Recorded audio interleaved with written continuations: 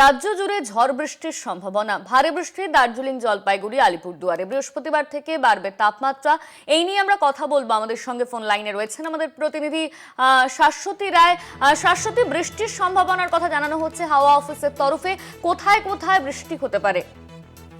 দেখো, আজকে রাজ্য জুড়েই বৃষ্টির ঘনঘটা অর্থাৎ দুর্যোগপূর্ণ আবহাওয়া কিন্তু বজায় থাকবে এবং সকাল থেকেই কার্যত মেঘলা আকাশ একাধিক জেলায় এবং বিক্ষিপ্তভাবে বৃষ্টির পূর্বাভাসও জারি করা হয়েছে বেশ কিছু জেলার ক্ষেত্রে। তার মধ্যে রয়েছে ঝাড়গ্রাম, পশ্চিম মেদিনীপুর, হাওড়া, কলকাতা, হুগলি, বীরভূম সহ পূর্ব বর্ধমান, মুর্শিদাবাদ এবং নদিয়া জেলা।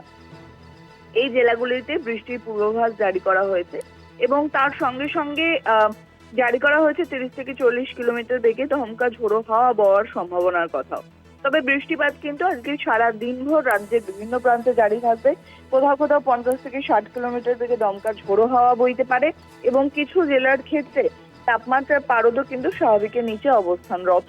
কারণ রাতভর বৃষ্টি জারি থাকছে বেশ কিছু জেলার ক্ষেত্রে। শহর কলকাতাতেও আজকে বিক্ষিপ্তভাবে এই বৃষ্টিপাত হওয়ার সম্ভাবনা রয়েছে এবং সকাল থেকে মেঘলা আকাশ জারি শহর কলকাতার ক্ষেত্র।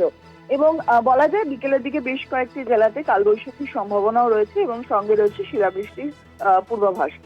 এই পরিস্থিতি আগামীকাল থেকে কিছুটা হলেও বদলে যাবে। আগামীকাল বিক্ষিপ্ত বৃষ্টির সম্ভাবনাও কিছু জেলাতে থাকলেও বৃহস্পতিবার থেকে সম্পূর্ণ শুষ্ক আবহাওয়া এবং গরম জনিত যে অস্বস্তি, সেই অস্বস্তি বাড়ার সম্ভাবনা রয়েছে এবং বলাই যায় যে বৃহস্পতিবার থেকে শুক্রবারের মধ্যে তাপমাত্রা পারদও রাজ্যের বিভিন্ন প্রান্তে 40 ডিগ্রির আশেপাশে ঘোরার সম্ভাবনা রয়েছে। ধন্যবাদ তোমায় শাশ্বতী। আমাদের সঙ্গে ফোন লাইনে ছিলেন আমাদের প্রতিনিধি শাশ্বতী রায়।